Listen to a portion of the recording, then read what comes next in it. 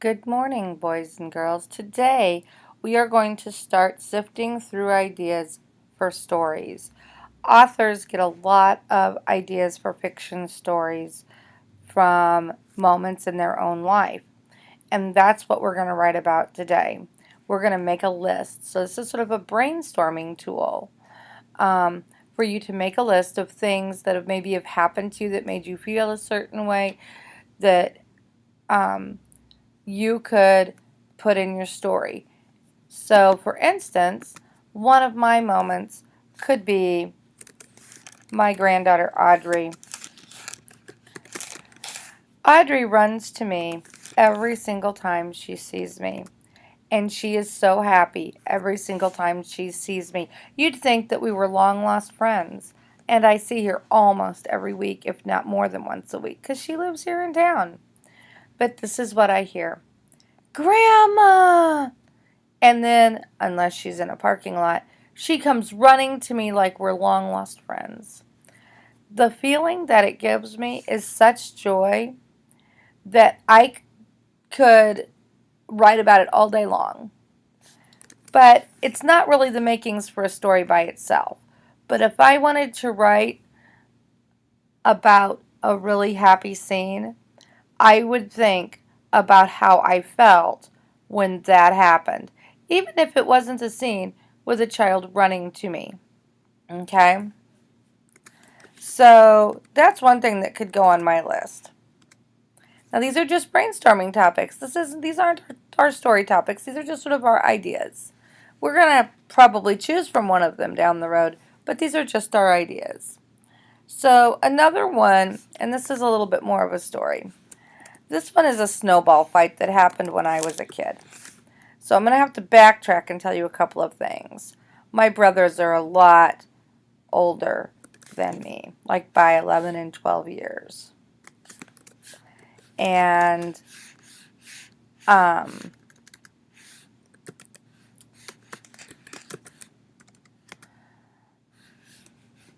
and we would have these snowball fights when I was little.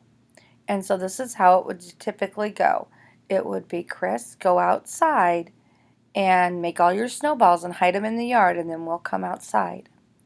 And I would go outside and I would spend all my time out there making my snowballs, and I'd hide them all over the yard so that no matter where I got cornered by my brothers, I had a stash of snowballs. Thing is, they would come out and use them because I wasn't very good at hiding stuff. But anyway, there was this one time where we were having a snowball fight, and I was throwing my snowballs and they weren't even hitting my brothers.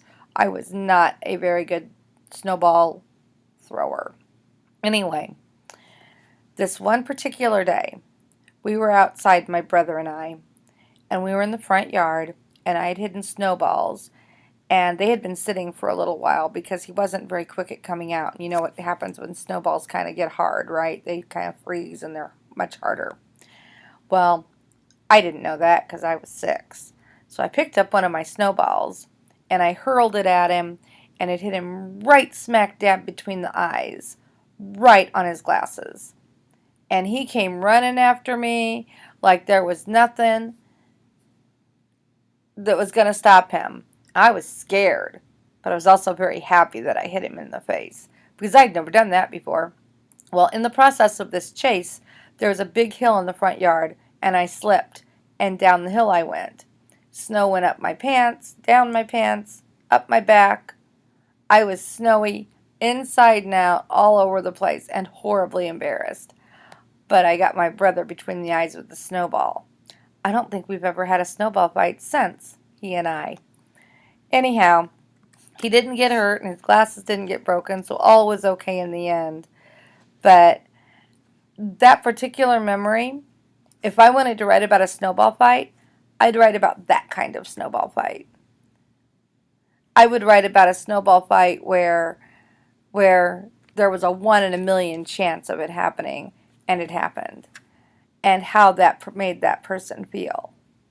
I would be sure to include all of those emotions in my writing because that's what makes us connect to the stories and make us feel like we're reading about ourselves, things that could happen to ourselves.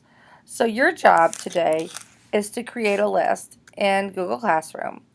So if you're not already there, get to Google Classroom, go ahead and open your document and create a doc. It should already be there, so all you'll have to do is create it, and then you'll be able to type your list. You want to have as many things on your list as possible, and let's say a minimum of 6. And at the end of the hour, before you turn it in, I'm going to take a couple of minutes and I'm going to have you share some of the things on your list with your writing partner. So kind of be aware that that's going to happen. So be thinking about times that you felt happy, times that you were upset, times that you were sad, times that funny things happened to you, and put all of them on your lists, because one of them will click and it's going to make a fabulous story when we're done. Get to writing.